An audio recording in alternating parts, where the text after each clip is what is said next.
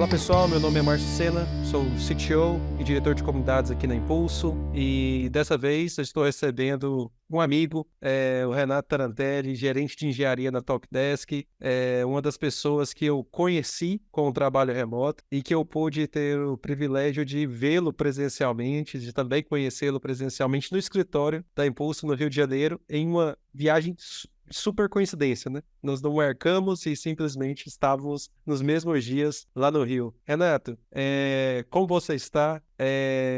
De onde, que cidade você está falando aí? Nós que estamos um pouquinho distantes, inclusive com fuso horários diferentes aí. Não, pô, primeiramente, Senna, muito obrigado pelo convite, cara. Para mim é um prazer imenso estar falando aqui contigo, falando também com a audiência da Impulso, do qual eu tive a oportunidade de trabalhar por 4, 5 anos, sei lá, muito tempo. Muito, inclusive, próximo de ti, né, de certa forma. Bom, deixa eu me apresentar, então, deixa eu falar um pouco quem sou eu. Eu tô um pouco intimidado aqui, né? Poxa, né, falando com a Impulso é sempre bastante complicado. Bom, hoje eu sou, como você mesmo disse, né, eu sou gerente de engenharia, né, na Talkdesk. Talkdesk é uma empresa de contact center, que desenvolve soluções de contact center, e hoje eu digo que boa parte do meu trabalho está em ajudar pessoas a estarem no lugar certo, fazendo a coisa certa e crescerem. Como gestor de engenharia dentro das equipes que eu tenho e das pessoas, diversas pessoas com que eu trabalho, eu acho que a minha missão principal é essa. Bom, isso é do meu trabalho. Mas depois a gente vai se adentrar mais nisso, deixa eu falar quem é o Renato um pouco, Sim, né? boa. Eu moro em Portugal, né? Eu moro em Braga, no norte de Portugal, né? Uma cidade incrível, Braga. Não sei quem já teve a oportunidade de visitar, mas assim, a terceira maior cidade, se eu não me engano, de Portugal, né? Ficando atrás apenas de Lisboa e do Porto, né? O terceiro maior distrito, né? De certa forma. E provavelmente o que tem mais brasileiros, na verdade, a gente até brinca dizer que tem alguns portugueses aqui em Braga, né? Que tem mais brasileiros do que portugueses. Mentira, mas assim, tem muitos brasileiros estão aqui. Estamos a 4 horas, neste momento, a 4 horas de diferença, né? Considerando o time zone. E é isso, eu sou apaixonado por música, acho que quem vê isso, né? Quem vê o vídeo vai ver que tem um monte de vinil, de discos de vinil aqui atrás de mim, aparelhagem de som, enfim, sou apaixonado por action figures, tem alguns aqui, tem mais um monte espalhado em tudo que é canto dessa casa. Eu me considero, inclusive nessa semana que nós estamos gravando, ontem foi meu aniversário, eu completei 40 anos e eu me considero ainda como uma criança de 15 anos, um pouco mais, um pouco menos, às vezes, né, de certa forma. Trabalho com TI já há quase 20 anos, ou perto disso, né, e eu acho que é isso. Engraçado que, recentemente, até um fato curioso, estava de férias, e a gente até, quando a gente estava combinando de marcar isso, né, a gente falou, um dia depois, quando você voltar de férias e tal, eu tive no Marrocos, e quando eu cheguei no Marrocos, teve o terremoto. Na verdade, teve o terremoto antes de eu chegar no Marrocos, então, ainda tô meio confuso aqui com tudo isso, mas estamos aqui, né, em meios a trancos e barrancos e agitações, estamos aqui gravando para Impulso, e vai ser um prazer enorme falar sobre minha trajetória, trazer algumas histórias, enfim, contar um pouco mais de como eu posso ajudar de alguma forma, né, essa audiência. Boas, sem dúvida nenhuma. Eu acho que, assim, nós tivemos muitas conversas já, né? Conversas de one-on-ones, mas também conversas filosóficas sobre tech e sobre não tech. Entre o briefing, né, e a nossa captação aqui, nossa primeira conversa, e agora a captação, você comentou, né, da viagem que você iria fazer durante o seu aniversário do deserto do Saara, e assim, imagino um pouquinho do choque, acho que foi, assim, mas o quanto também foi incrível acompanhando as suas redes sociais, o que você conseguiu experimentar e aproveitar por ali também, né? Mas dentro desses 20 anos aí, você falando um pouquinho de 20 anos de TI, é muita coisa. Você viu muita coisa, ao mesmo tempo ainda temos uma jornada pela frente aí. Quais dos pontos que você considera que foram game changers assim mesmo para você, que foram importantes na sua experiência para que você chegasse, né, na posição de gerente de engenharia na Talkdesk, né? E aí você pode falar desde de eventos muito pessoais, se você ficar confortável e achar que de fato eles importam, acho que vários eventos importaram, mas também alguns pontos profissionais que te fala, isso aqui me colaboram muito, ainda lembro muito disso, ainda isso me instigou a várias dessas outras ações ou experiências que eu tenho hoje. Legal, legal. Olha, engraçado porque assim, desde o começo, né, quando eu comecei minha carreira de TI lá em 2005. Na verdade, tem 18 anos, para ser mais exato, né, 2005. Eu comecei trabalhando como estagiário numa empresa que fazia outsourcing de impressão e na época, quando eu entrei lá nesta empresa, inclusive, era para ajudar. Eu entrei na área de desenvolvimento, não tinha experiência nenhuma, estava na faculdade na época, entrei lá, comecei a desenvolver. Eu cheguei num grupo de trabalho que era até engraçado, porque era uma equipe que cuidava de um ERP interno, né, que era feito numa linguagem que já até morreu há muitos anos, da Macromedia e Adobe, que era o CodeFusion, né, e daqui a pouco eu olhei para o lado, só tinha eu desenvolvendo naquilo, depois de 2 anos, sei lá, todo mundo saiu e só ficou eu desenvolvendo naquilo. Isso foi bastante engraçado, porque assim, o meu começo de jornada foi exatamente cuidando de sistemas que eram bastante complicados, assim, desde CodeFusion, a ASP, a VB, só coisa linda, né, hoje em dia, se eu olho para trás, eu falo, caramba, foi difícil o meu começo de jornada da área de TI como desenvolvedor. Fui desenvolvedor. Não tinha um React pronto ali, não tinha nada. Tinha Flash, tinha Flex, tinha umas coisas estranhas, né? Enfim. Muitas dessas coisas já ficaram pelo caminho. Já morreram. E é engraçado porque eu fui desenvolvedor e adoro desenvolver. Eu acho que hoje, né, eu vejo como hobby, eu tenho como hobby de vez em quando falar, deixa eu tentar aqui fazer uma linha de código para ver se realmente não é como andar de bicicleta. As pessoas dizem, uma vez que você aprendeu, não é. Você tem que estar ali o tempo todo reforçando aqui, né, se você consegue fazer aquilo ou sabe fazer aquilo, que as coisas mudam, enfim. Então, de vez em quando eu até tento me arriscar a tentar fazer alguma coisa numa linguagem mais nova, só para não me sentir tão dinossauro quanto eu era, porque quando eu comecei minha carreira já era mexendo em linguagens e tecnologias que já estavam prestes a morrer, hoje que já deveriam ter morrido há muito tempo, inclusive. Agora, respondendo a tua pergunta, eu falei tudo isso só para contar como foi a minha jornada, mas respondendo a minha pergunta, eu acho que desde sempre, assim, desde o meu início, eu tive sempre o apoio de muita gente, e muita gente boa. Isso é uma coisa que eu posso agradecer muito da minha carreira, foi que eu sempre estive à volta de muita gente boa. E muita gente boa, não no sentido de que eram pessoas extraordinárias no que faziam, né, referências. Não, eram pessoas que, acima de tudo, eram pessoas que acreditavam nas pessoas que estavam à volta. Então eu tive sempre trabalhei com pessoas que eram muito humanas, assim, que eram pessoas que falavam, caramba, não sabe? Bora lá aprender, bora lá incentivar, bora lá empurrar, bora, né, fazer isso, tu é capaz, enfim. Então eu tive, ao longo da minha jornada, eu não vou citar o nome de pessoas aqui, porque senão eu vou esquecer de alguém, depois isso vai me gerar um problema gigantesco, mas eu tive pessoas ao longo da minha jornada que sempre, né, estiveram comigo, me apoiando, tal. E uma delas, inclusive, que foi um gerente com quem eu trabalhei durante 7 anos ou algo nesse sentido, sempre me empurrava ali para dizer, pô, a tua praia, por mais que tu é muito bom programando, mas tua praia não é essa. Tua praia é exatamente cuidar de projetos, cuidar de pessoas, e ia sempre me empurrando para liderança, para algum tipo de liderança, né? De forma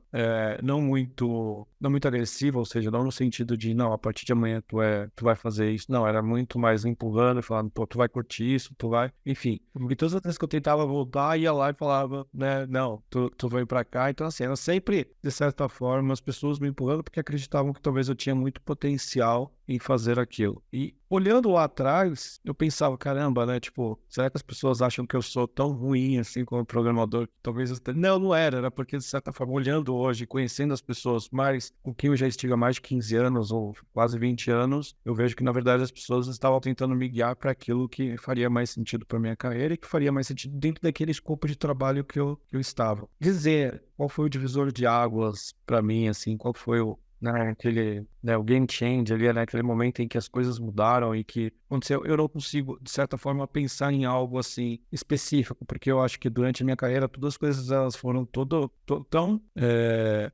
as mudanças elas foram acontecendo de uma maneira tão tranquila ou tão, né, sem grandes, não aconteceu de uma maneira brusca, né, que eu acho que eu não consigo ver esse momento que eu falo, caramba, eu virei de A para B em 1 minuto, sabe? Eu sempre vejo, olho para trás e falo, caramba, demorei para me tornar o que eu sou em X tempo, né? Mas uma coisa que eu aprendi, inclusive, que é algo que eu passo, inclusive, para as pessoas que estão comigo, é crie planos de longo prazo, mesmo sabendo que eles vão mudar, mas crie planos, defina milestones, defina, né, momentos que você precisa validar se aquele plano ainda faz sentido ou não, né? E por que isso? Porque se você trabalhar no plano de longo prazo, as coisas elas tendem a acontecer de uma maneira mais tranquila, mais smooth, Sim, mais, né? Então não tem sem grandes dúvida. impactos. Essa consciência, né, Renato, que certamente se você também não nasceu com ela, mas só foi adquirindo, ela nos propicia muito a gente não ficar refém, né, muitas vezes até seja dos sonhos, dos desejos das outras pessoas, ou até mesmo dos eventos que estamos todos suscetíveis. Sejam listas de layoffs, sejam algumas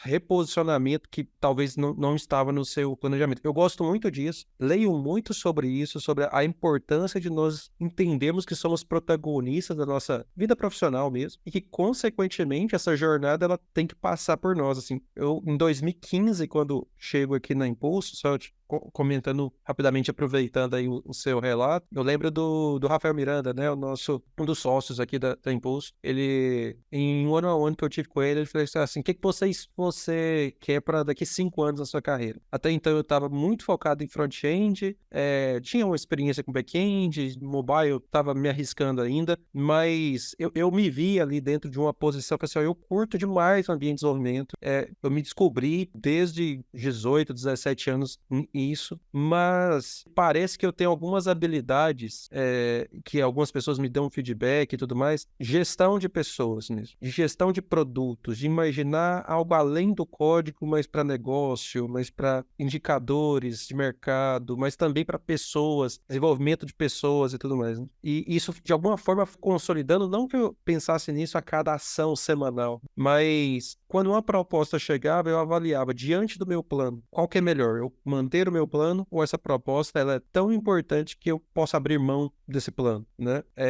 E isso foi de alguma forma, e 7 anos, 5 anos depois, 5 anos depois, na verdade, 4 anos e meio, na verdade, o Mira faz uma proposta para mim que era algo muito próximo, que ele nem lembrava da minha resposta de 2015, que era algo muito próximo do que eu tinha proposto ali, e que ele nem lembrava, eu até fiz questão de lembrá-lo, assim. Então, acho que isso é mega importante quando você tem um plano, né? Que eles mudam, tudo bem, mas ter um plano, acho que isso dá um norte, pode ser alterado, mas que não nos deixa refém simplesmente de eventos, de circunstâncias, dos planos dos outros, né? Isso é legal, uma coisa que você falou, e pegando a tua pergunta, e pegando o que você acabou de dizer, eu acho que assim, as pessoas elas se tornam reféns às vezes da opinião, ou melhor, que as outras pessoas definem para elas, do caminho que as outras pessoas definem para elas. E por quê? Muito pelo fato exatamente de não terem objetivos claros, de não terem objetivos de longo prazo, né? Não quer dizer que você precisa seguir à risca, né, aquilo que você definiu, mas a partir do momento que você coloca isso em plano, se torna mais difícil, por exemplo, de você ser guiado por alguém a fazer uma coisa que você não gosta, sabe? Porque tem claro para ti aquilo que você gosta e aquilo que você não gosta. E é muito frustrante para as pessoas depois descobrirem, depois de anos, e falarem, caramba, eu acabei fazendo aquilo que as pessoas queriam que eu fizesse, né? E não fiz aquilo que eu gostaria de fazer porque eu não tinha um plano definido para aquilo, porque eu não conseguia enxergar se aquilo realmente fazia sentido para mim ou não. E às vezes não faz, e às vezes não faria, e às vezes o plano que a pessoa tinha, que era, sei lá, vender com água de coco no meio do, sei lá, no meio do deserto, sabe? Não, no meio do Vale do Jequitinhonha, sabe? Coisas que não tem nem sentido, a pessoa não entendeu que aquilo fazia sentido. E talvez não faria sentido mesmo, mas ela não definiu o plano para aquilo. E ela fica frustrada por talvez não ter feito aquilo que também não fazia sentido. Isso acontece também. Mas o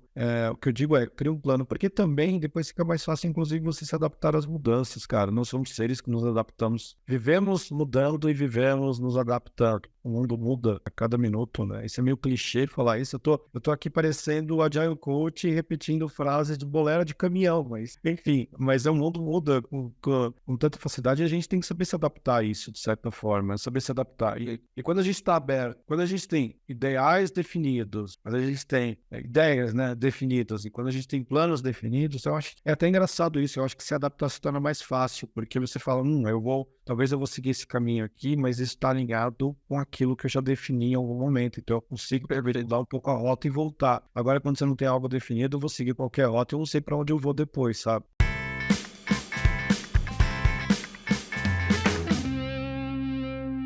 Sim. Sim. E um ponto, não, faz muito sentido. E a gente já conversou bastante nos últimos 4 anos aí sobre ferramentas, de fato, que contribuem para a nossa gestão. Você falou aí de um gestor que te ajudou durante 7 anos aí que ele esteve, que você esteve próximo a ele, inclusive ele te mostrando caminhos diferentes que você estava fazendo naquele momento, mas que de alguma forma estavam no seu planejamento.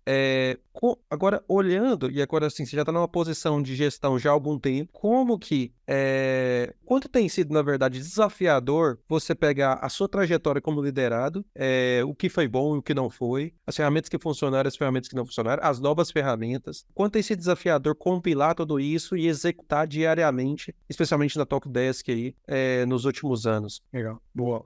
Essa pergunta é bastante interessante porque hoje, por exemplo, eu lidero pessoas de diversos países, né? Tem pessoas, eu tenho brasileiros, portugueses, romanos e chineses no meu grupo de trabalho, né? Então, são pessoas que vêm de culturas diferentes, de formas de trabalhar diferente, enfim, são muitas diferenças e muitos time zones misturados, isso é bacana. Também isso traz um grande desafio, que é exatamente como é que eu considero todas as pessoas parte de um mesmo grupo, né? E como é que eu coloco elas a funcionar em cima do mesmo framework ou do mesmo conjunto de ferramentas, né, que servirá para que elas cresçam, né, e também servirá como um processo de avaliação dentro da organização, porque tem isso também, né, a gente precisa seguir aquilo que é estabelecido pela organização. Mas, porém, entretanto, todavia, há algum tempo já eu utilizo um conjunto de ferramentas que são muito minhas, assim, são muito próprias, que eu acho que eu acredito que elas funcionam por experiência própria, seja eu utilizando-as, ou seja por influenciar outras pessoas a utilizá-las, e tem servido muito. Eu acho que dentre elas, assim, eu poderia dizer que Bragg Document, eu acho que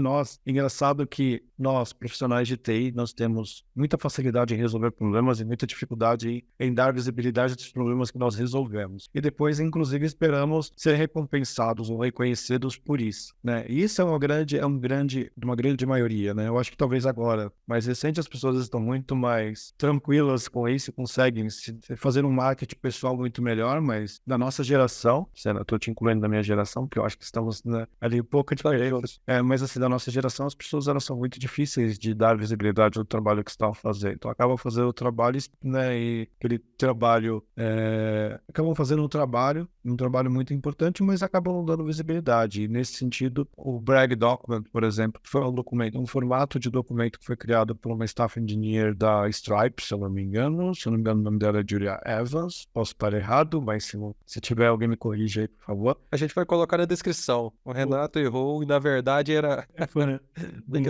Enfim, ela criou um modelo que eu acho muito interessante. É claro que eu já fiz várias adaptações desse modelo com base no meu contexto, com base no meu grupo, mas eu acho muito bacana porque, assim, na verdade, esse documento ele é separado em algumas grandes áreas, né? Primeiro, exatamente dar visibilidade dos planos, ou seja, qual é o meu plano de curto e de longo prazo. O segundo é dar visibilidade daquilo que o mais importante eu fiz recentemente e qual o impacto. E aí vem um ponto que eu mudei, se tiverem a oportunidade de ver para esse documento, eu acho que dar visibilidade do trabalho, tem um ponto que eu mudei aí, que é tão importante quanto dizer o que você fez, é gerar um impacto, é dizer o impacto que isso gerou. E às vezes não, o impacto ele é muito mais importante do trabalho que você fez. Não que o trabalho não seja importante, mas as pessoas às vezes elas se preocupam muito mais em dizer, pô, gastei 2 meses fazendo tal coisa que não serviu para nada, né? E às vezes as pessoas elas esquecem que às vezes elas são reconhecidas por um trabalho de meia hora, sabe? Que gerou todo o impacto financeiro positivo para a organização ou de usabilidade, seja lá como for, né? Depender de qual é a área. Então, dizer qual é o impacto que gerou e tentar descrever isso, para mim, é a parte tão mais importante de dizer o que fez, né? Eu criei uma funcionalidade que fazia XPTO, clicava em XYZ e fazia tal. Ok, mas qual o impacto que isso faz? Qual o problema que isso resolve, sabe? E às vezes as pessoas não conseguem.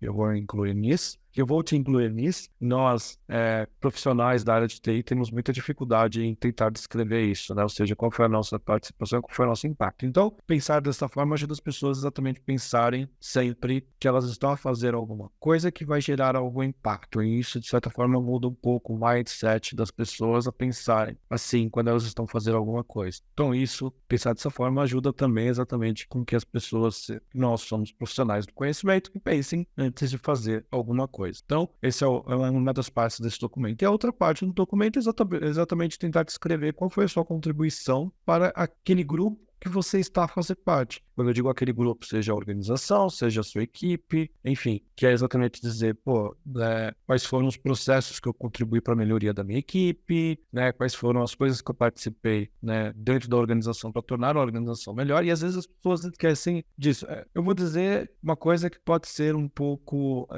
polêmica, mas, cara, eu adoro trabalhar com profissionais que são apaixonados por que fazem, e eu odeio trabalhar com mercenários, cara. Não que os mercenários não importem, mas importam em determinado momento, mas trabalhar com mercenários, principalmente mercenários no sentido de pessoas que são muito, colocam o dinheiro, né, em primeiro lugar. E existem muitas pessoas assim, mesmo aqueles que dizem que não são. Só que quando você trabalha com alguém que realmente fala, porque eu gosto do que eu faço, né, e eu gosto de fazer o que eu faço, não quer dizer que ela está fazendo o que ela gostaria de fazer, mas eu gosto do que eu faço, eu gosto de resolver problemas, é muito mais gratificante. E essas pessoas, elas são muito mais fáceis, inclusive, em contribuir para o desenvolvimento organizacional, porque elas acabam se vendo como parte do grupo, sabe? E eu gosto muito desse conceito de grupo. Isso tudo para falar do Brag Document, ok? Mas não só. Eu já uso há muitos anos a questão do Brag Document, mas tem outra coisa que eu acho que é muito arcaica, eu vou dizer arcaica, eu vou utilizar essa palavra, e que eu uso isso também como parte do desenvolvimento pessoal, que é exatamente pedir às pessoas para fazer uma análise SWOT delas mesmas, né? Ou seja, tentar identificar delas mesmas quais são as forças, quais são as fraquezas, quais são as oportunidades, enfim, e quais são as ameaças, para não esquecer de nenhum dos pontos, exatamente para que elas tentem fazer uma autoavaliação disso e tentarem olhar para aquilo e refletirem sobre aquilo de tempos em tempos. É um exercício que eu faço, inclusive, eu falo, putz, olha, eu sou muito bom nisso, eu não sou tão bom nisso. Putz, isso aqui, dentro do contexto em que eu estou, é uma ameaça, porque isso pode colocar em, né, por não ter essa capacidade ou por ter essa capacidade em falta, isso pode colocar em risco, né, Perfeito. que o grupo, né, as entregas, a organização, enfim, essas coisas. E aqui eu tenho oportunidades de melhoria condicionada ao grupo, ao contexto. Então eu convido também as pessoas sempre a fazerem isso. Então, faça uma análise SWOT, revise isso de tempos em tempos, vê como faça uma auto-reflexão. E não só, eu acho que há coisas que não são de ferramentas, mas quem trabalha comigo sabe que eu sou muito chato neste ponto, cara, utilize feedback. Feedback para mim é uma ferramenta poderosíssima, né? Mas ela tão construtiva quanto ela também é destrutiva. Então, por que eu digo isso? Porque saber dar e receber feedback, saber dar é tão importante quanto receber feedback. Perfeito. E utilizar o feedback a teu favor, como eu digo, para crescimento profissional e para crescimento de grupo é extremamente importante. E ainda assim, hoje profissionais de TI têm muita dificuldade com isso, né? De saber como dar feedback, em qual momento dar, e não só saber receber feedback também, ou seja, saber dar feedback é extremamente importante, de certa forma. Então são essas três ferramentas no meu dia a dia, principalmente, que são disponíveis. Bacana. Eu sempre falo para as pessoas do meu time, Renato, que incentivando não só o feedback que eu dou para eles podem me dar, mas também para que eles troquem feedbacks entre eles. E existem pouquíssimas pessoas no mundo que podem me dar um feedback sobre a minha atuação no dia a dia. O Renato, que nós trabalhamos há quanto tempo atrás, Renato, juntos? 3, 4? 4 anos. 4 anos atrás juntos. Eu já não consigo dar os feedbacks que as pessoas que estão trabalhando contigo conseguem, porque já existem outras versões. O Renato já está em outros milestones aí,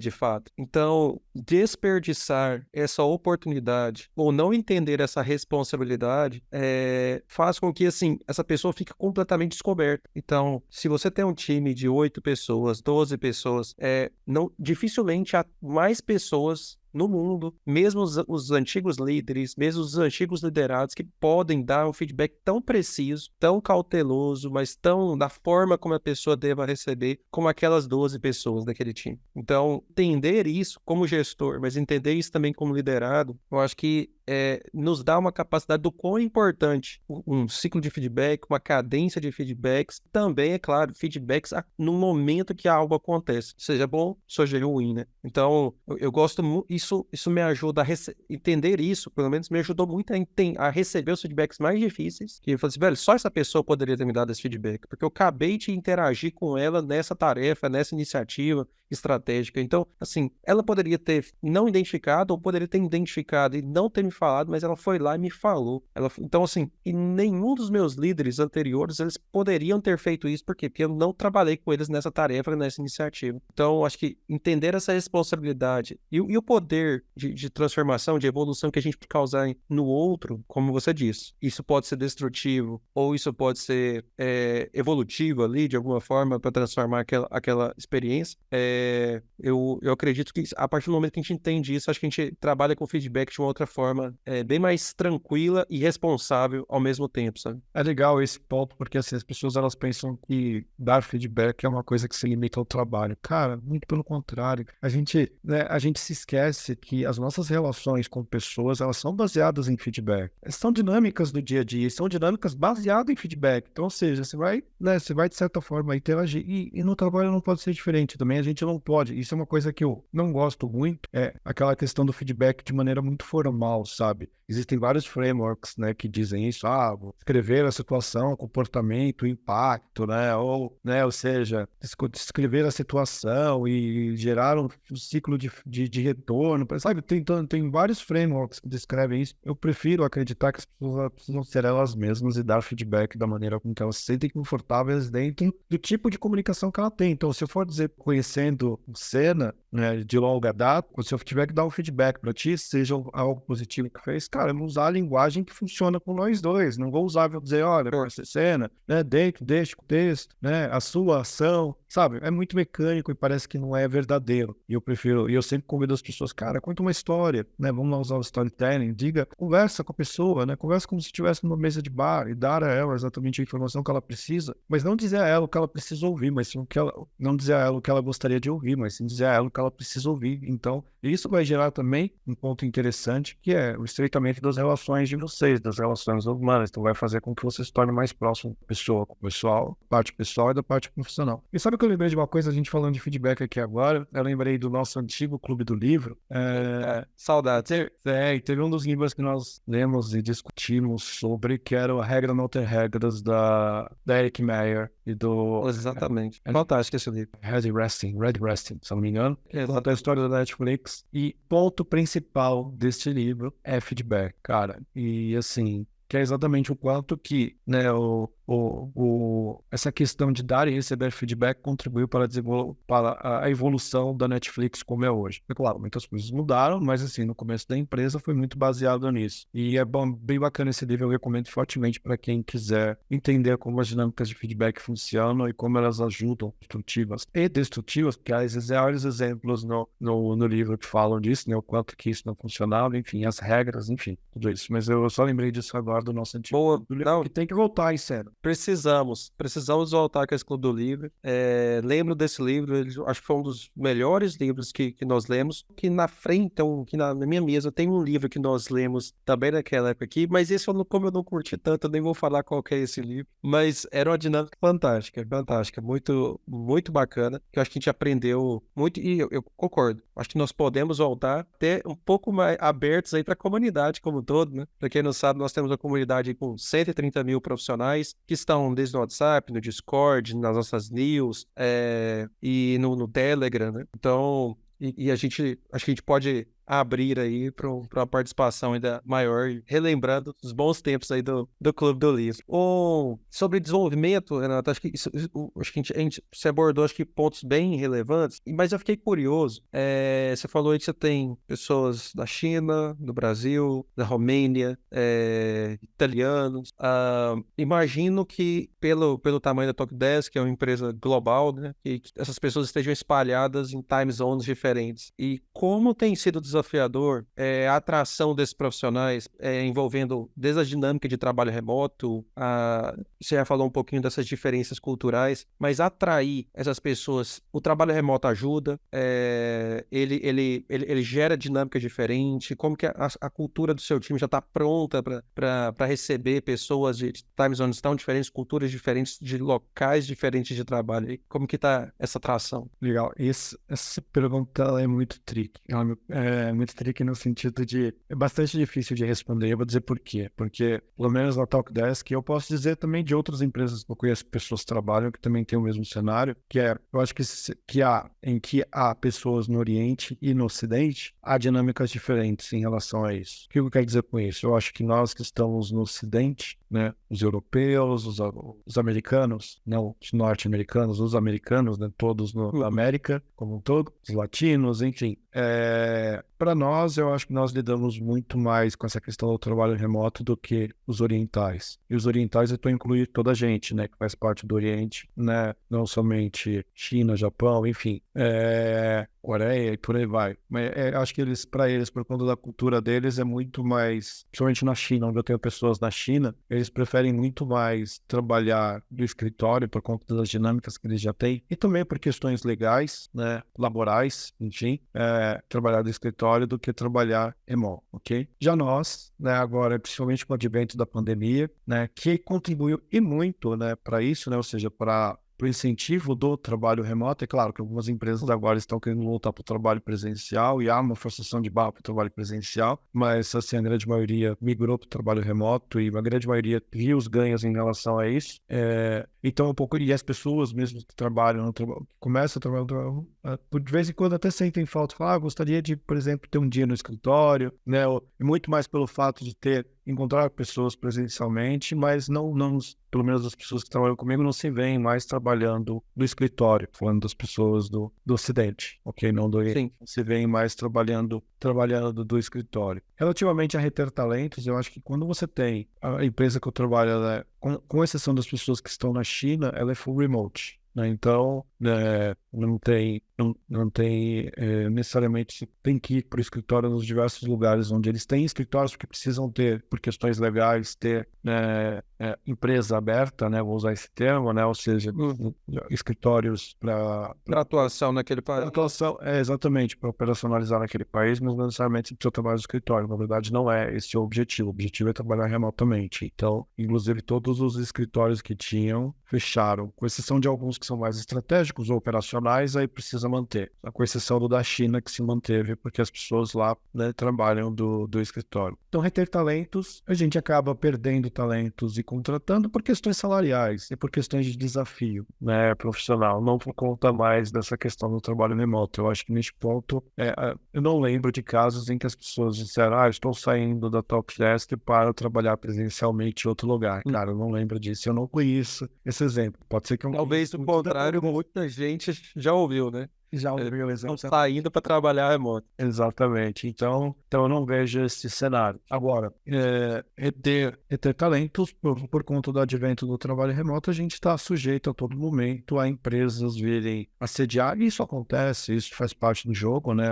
O turnover na área de TI é muito elevado, né? E, enfim, isso faz parte de nós gestores. Só temos que lidar com isso, temos que lidar com o fato de que hoje nós temos uma equipe, daqui 5 minutos podemos não ter, porque veio aqui alguém ofereceu o salário mais 50% e levou, né? E isso acontece, não estou julgando, né? Mas isso acontece o tempo todo. Então, a gente acaba perdendo profissionais por questões salariais. Por exemplo, vem uma empresa... Eu estou em Portugal. Portugal não é conhecido exatamente por pagar os maiores salários da Europa, na verdade, mas tem um custo de vida muito baixo, então acaba se justificando. Mas, por exemplo, vem uma empresa da Inglaterra, né, oferece o dobro do que a pessoa, né, ganha, né? A pessoa fala, né, não tem nem como dizer não, né? Então não é nem pelo desafio, o dinheiro e o desafio depois se tornam. Ou, né, mais dificilmente é quando tem um desafio diferente. Estou em uma posição diferente que talvez eu não conseguir aqui, ou fazer algo diferente que eu não faço aqui, mas não lembro de haver casos em que as pessoas saíram para trabalhar presencialmente. Eu acho que isso é música branca, enfim, não existe,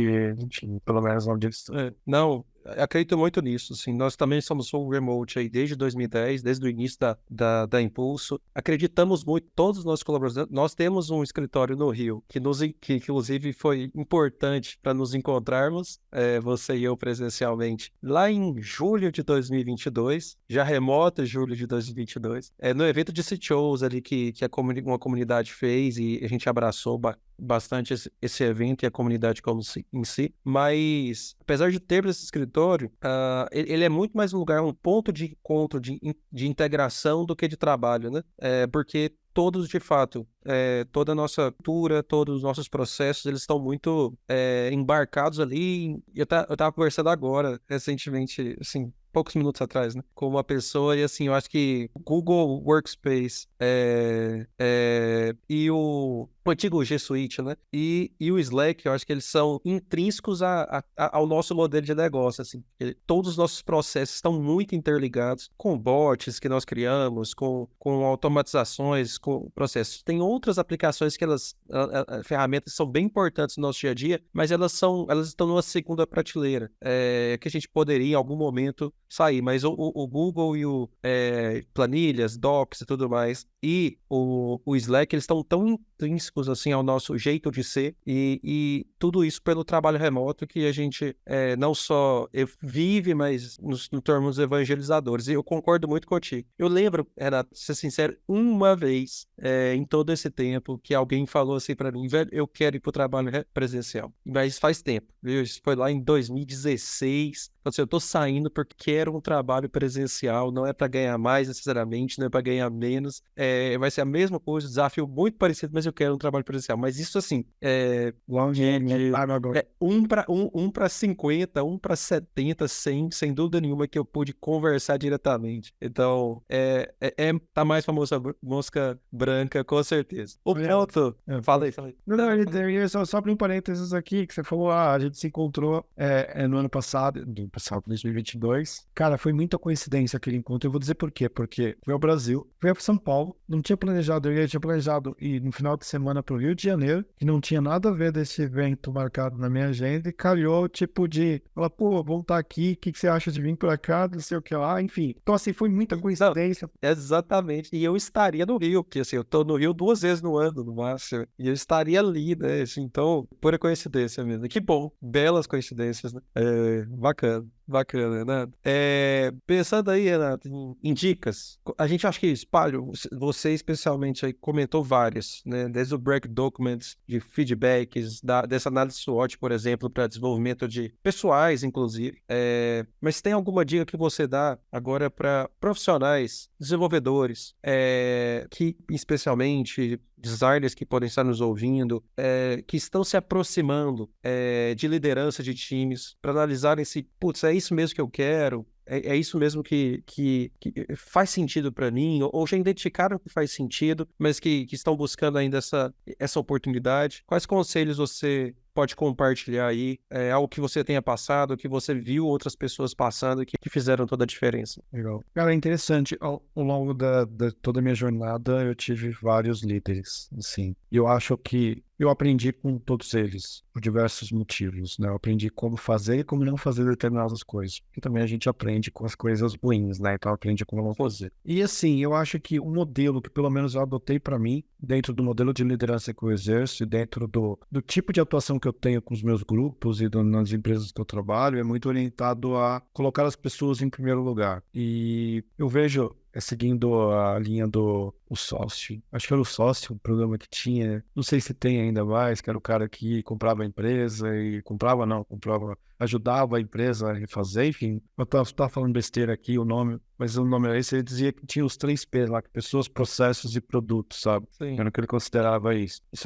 Isso vem do sistema Toyota, se eu não me engano, eu posso estar enganado novamente, mas enfim, os 3 P's. E, assim, pra mim, eu acho que esse é o principal, exatamente, coloca as pessoas em primeiro lugar, porque as pessoas, elas serão responsáveis por desenvolver processos e os processos ajudarão a manter os produtos, sabe, que estão desenvolvendo. Quando eu digo produto, pode ser qualquer coisa, o que a empresa está a prover de alguma forma. Então, considere sempre ter mais dedicação às pessoas. E quando eu digo mais dedicação às pessoas, é entender o que elas fazem, por que elas fazem, né? Ou seja, a máxima lá do Globo Repórter, né? O que elas fazem, onde elas comem, como elas sobrevivem, como elas se reproduzem. E, cara, e é mais ou menos isso, né? Ou seja, tente entender, né, as pessoas, tente olhar para elas não somente como colaboradores ou como números, né? Tente ver como recurso, né? Eu venho da antiga escola de engenharia gestão de processo, de gestão de produto, de gestão de projeto, onde tinha pessoas como recurso, sabe? Não veja elas como recurso, veja elas como pessoas, sabe? Tente entender exatamente quais são as diferenças dela. E isso foi uma das coisas que eu mais aprendi e o modelo que mais me ajudou a me desenvolver e é o que eu mais valorizo são os modelos em que são orientados à gestão de pessoas, ou seja, aqueles gestores que são people management, sabe? Fazem people management, ou seja, né, que fazem gestão de pessoas, aqueles modelos de pessoas que olham para as pessoas antes de tudo, ou seja, tentam entender se as pessoas estão no lugar certo, fazendo a coisa certa e se elas estão evoluindo, né? E isso para mim, é um ponto importante. Agora, para as pessoas que estão entrando na posição de liderança, a minha dica seria olhar para pessoas, tentar perceber exatamente o que você gostaria para ti e o que você não gostaria para ti. Então, o que você não gostaria para você não é o que você vai, por exemplo, colocar as pessoas que estarão trabalhando com você, né, nessa situação. Da mesma forma que tente colocar as pessoas a fazer aquilo que seria bom para ti, compre as ideias e tal. Tente, de certa forma, guiá-las utilizando este princípio. Outro ponto, só para concluir, um outro ponto que eu acho que é extremamente importante cara, não queira abraçar o mundo. E tem muita gente que às vezes entra numa posição de liderança acha que é capaz de resolver todos os problemas ao mesmo tempo. Eu acho que o primeiro ponto que as pessoas elas precisam entender, mas isso não está relacionado à liderança, somente liderança em si. Eu acho que está relacionado à senioridade, que é exatamente tentar identificar aquilo que você não é capaz de fazer e até quanto você pode fazer determinada coisa, até quantas coisas você consegue fazer ao mesmo tempo. E há pessoas que às vezes não conseguem identificar isso. E por não conseguir identificar isso, não conseguem dizer não. E por não conseguir dizer não, acabam se frustrando exatamente por conta dos problemas que geram em decorrência do excesso de trabalho, do excesso de demanda. Então, o primeiro ponto tente identificar quais são as suas capacidades e quais são as suas limitações e exponha isso. Deixe claro para as pessoas que todo líder tem um líder também, né? Então, deixe claro exatamente para as pessoas que dependam de você e deixa claro também para as pessoas que lideram você, né? E digo, dependem de você, ou seja, para os líderes e para os liderados. Tem que deixar claro, porque, em primeiro lugar, ninguém sabe tudo. Em segundo lugar, ninguém é dono da razão, né? Em terceiro lugar, ninguém é capaz de fazer tudo ao mesmo tempo. Então, cara, diga para as pessoas que trabalham contigo, fala, olha, vocês estão aqui, o meu papel aqui dentro deste grupo, pura e simplesmente tentar ajudar a facilitar as coisas no dia a dia de alguma forma. Eu não vou conseguir responder da mesma forma que você, que é técnico, consegue responder nesse determinado tema, mas eu posso tentar te ajudar com este determinado tema do qual eu sou especialista, do qual eu sou capaz, do qual faz parte da minha responsabilidade. E tente deixar claro exatamente quais são essas fronteiras e quais são fronteiras baseado entre aquilo que você deve fazer e aquilo que você é capaz de fazer para as pessoas que você lidera e para as pessoas que te lideram. Isso ajudará e muito, facilitará e muito. E outra dica também poderia dar, e foi uma frase que eu ouvi de um professor meu na universidade que eu adoro e que eu demorei anos para entender.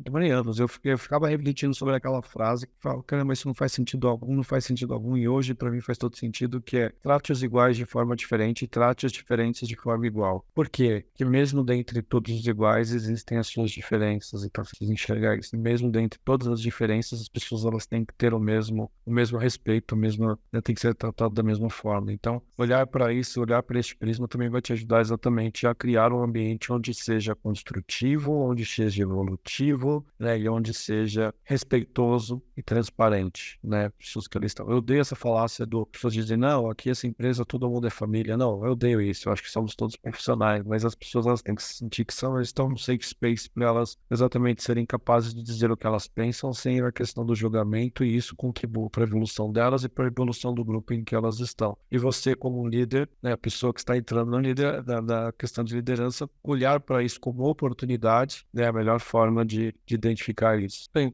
outra, assim, só esse ponto, acho que assim, as dicas até agora, Leandro, você vai fazer mais um ponto aí, então não vou me comprometer com o próximo, não, vou comprometer só com os que você disse. Acho que eles colocam, acho que as pessoas, de fato, onde precisa, no centro, são as capazes de nos levar aos resultados, são elas que são, além disso, são por elas, a gente não há produto sem uma pessoa para usar, não há produtos que é construído de um algoritmo que simplesmente é generativo aí, que surge até então. Então, nós precisamos, de fato, sem dúvida nenhuma, entender que toda a nossa dinâmica ela passa por pessoas, e o líder entender isso mostra empatia, mas eu gosto muito de entender como a nossa responsabilidade. É entender essa responsabilidade, ter isso claro para você, para todas as pessoas, quanto num desligamento você pode ser responsável, numa contratação que você quer muito aquele profissional, você pode ser muito responsável. Durante o desenvolvimento daquele profissional, você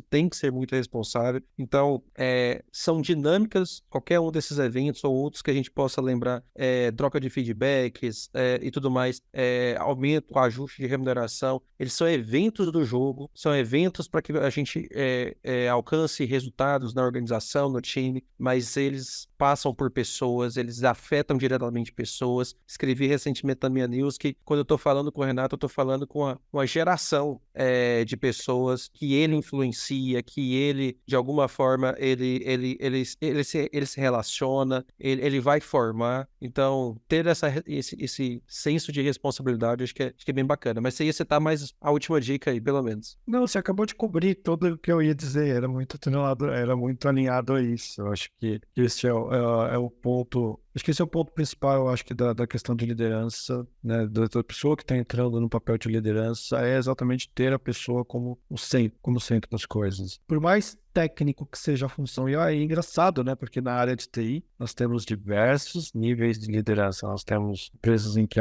tem um tech lead, tem um team lead, tem um project coordinator, enfim, tem vários perfis diferentes, mas que no fim do dia falam a mesma coisa, ok? No fim do dia estão a liderar pessoas, estão a liderar iniciativas, estão a liderar pessoas, né? Enfim, estão a fazer diferentes níveis de liderança, de certa forma. Um outro ponto que eu acho que é extremamente importante e que eu recomendo é as pessoas que estão a entrar em papéis de liderança. Normalmente as pessoas que estão entrando em papéis de liderança é porque, de certa forma, elas adquiriram uma certa senioridade no que elas fazem, o suficiente para conseguirem, né, apoiar outras pessoas a crescer ou a evoluir e serem responsáveis também por um contexto, por um escopo, por uma iniciativa, seja lá como for. E elas tentarem entender que senioridade não está relacionada ao tempo, não está relacionada a conhecimento, está relacionada a nada disso. Ser sênior, e essa é uma frase que eu digo para todo mundo que trabalha comigo, não é o quanto você sabe, não é o quanto você já trabalhou com determinada coisa. Ser sênior é como você lida com aquilo que você não sabe. E líder é lidar com coisas que não sabe o tempo todo. Liderança é isso. E é isso que liderança, do escopo de liderança, dentro do escopo de um sênior, é como que eu vou lidar com algo que é novo para mim, né? Como que eu vou me safar, ou como que eu vou, né, responder esse tipo de problema, né? Ou como que eu vou resolver isso, porque é uma oportunidade, é sempre uma oportunidade, né? Como que eu vou resolver isso de alguma forma. Então isso para mim, a liderança, ela está relacionado a isso. Tem um outro ponto que eu lembrei agora, por último, mas não tão menos importante. Cara, a gente precisa ser resiliente, cara. E a gente precisa ser resiliente ao ponto de ter até uma história budista, enfim, eu não sei o quanto isso é verdade, mas eu repito isso o tempo todo, então eu vou assumir que é verdade, que é exatamente o Buda estava lá sentado e daqui a pouco chega uma pessoa, né, e começa a gritar com o Buda, dizer que ele não conseguiu o que ele queria, e cada vez que ele gritava, esperneava, e cada vez que ele gritava mais, o Buda abaixava o tom de voz e respondia e dava atenção a ele, e ele continuava gritando cada vez mais alto, né, com xingamentos, com palavras de baixo calão, enfim, né, e esperneava, e Buda estava lá tranquilo, sereno, né, e tranquilo, aí, enfim, ele irritado com aquilo, falou, mas por que todas as vezes que eu grito contigo e cada vez eu grito mais, né, você se mantém mais tranquilo e mais sereno? Ele falou, olha, se alguém te oferece um presente e você não aceita, quem vai ficar com o presente, né? Só pensou, ele falou, então da próxima vez me traga um presente melhor, né? Ou seja, se manteve tranquilo com aquilo e assim entendeu que aquilo era um presente, tinha uma oportunidade ali de lidar com aquilo. E a mesma coisa, e às vezes a gente vai ter momentos como líder que vai ser situações muito parecidas com essa, que são pessoas que estão aflitas, ansiosas, problemas que às vezes não é nem problema teu, e eu vou dizer problema teu, ou seja, dentro do escopo de atuação, né, do líder, mas que você vai precisar lidar com aquilo. Então entenda aquilo como oportunidade, entenda aquilo como presente, ou seja, como presente no sentido de pira, olha para aquilo e fala, caramba, estou aqui recebendo algo novo, estou aqui tendo uma oportunidade de fazer algo diferente. Isso para mim é a melhor dica que eu posso dar, né, para alguém que está tentando iniciar numa carreira de liderança, é exatamente tentar pegar essas coisas e convertê-las em oportunidades de certa forma. Enfim, acho que era isso. Perfeito. Fechamos bem. Tem alguma indicação aí de livro? Você já fez uma indicação, inclusive. Vou deixar ela na descrição desse episódio, no cantinho do vídeo aqui também, para quem está nos assistindo no YouTube, que é A Regra Não Ter Regras. A Netflix e a cultura da reinvenção. Que é o ponto central é o feedback. Tem algum outro? Podemos ficar com esse. Cara, olha, alguns livros fizeram muita diferença na minha vida, assim, por diversos motivos. Eu gosto muito de ler, você sabe disso, leio muito, Sim, constantemente, mas alguns que eu poderia recomendar exatamente para pessoas que estão na área de liderança, eu vou para os mais clássicos e clichê, que é a arte de fazer acontecer, lá o Get Things Done, do David Allen. Para mim é um livro, sei lá, dos anos 2000 ou final dos anos 90, eu não lembro agora, mas que é fantástico, porque fala exatamente a forma como você organiza as coisas para dar importância àquilo que realmente importa, né? E o papel de liderança requer isso, né? De certa forma. E eu vou lá atrás ainda Nossa, eu esqueci o nome do autor. nós encontramos o autor, depois a gente encontra. Se tiver qualquer referência, a gente vai encontrar e coloca na descrição. Mas eu esqueci o nome do autor, mas enfim, Lewis Carroll. Lewis Carroll, nossa, esqueci completamente do Lewis Carroll, que é Alice no País das Maravilhas. E por que Alice no País das Maravilhas tem algo a ver com isso? Cara, porque na verdade o livro, a história, ela é de uma pessoa que está tentando se descobrir, está tentando encontrar caminhos, e ela tem várias dúvidas em relação a isso. Se você olhar por este prisma, você vai ver que tem muito a ver com liderança, que é exatamente isso. Tem uma parte clássica do livro, que é quando a Alice chega numa encruzilhada, encontra o gato pintado lá, que eu nunca lembro o nome dele, mas enfim, né, e ela fica confusa sem saber para onde ir. O gato vira para ela e fala: para onde você quer ir? E ela: não sei, então qualquer caminho serve. E cara, e às vezes é isso, né? Às vezes só que a gente precisa tomar um caminho, assumir e seguir em frente, é claro, e arcar com as consequências daquilo, né? E também decidir quando que a gente precisa voltar ou mudar de caminho novamente. Liderança é isso, tá constante aberto para isso. Então eu acho que eu poderia recomendar aqui uma centena de livros, mas enfim, eu acho que eu vou focar nisso apenas. Mas eu tenho uma recomendação forte que é, cara, assim, é claro, vou pegar a grande maioria que eu posso estar dando um grande tiro no pé, mas assim, as pessoas elas se esquecem que os maiores exemplos de liderança que nós temos são aqueles que estão dentro de casa, né? São aqueles que são os nossos pais, os nossos companheiros, os nossos filhos, né? Ou seja, que são as pessoas que nos guiam a fazer coisas extraordinárias o tempo todo. E que muito disso é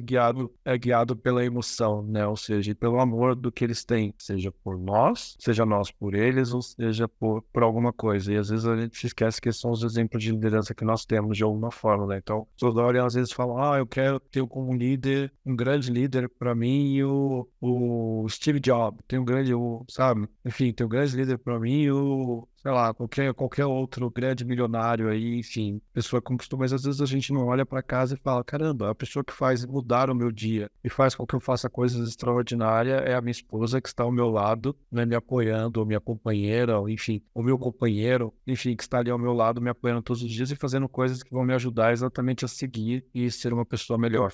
Então, é isso. Boa indicação. Uma das melhores, se não a melhor de todo o nosso podcast. Bacana.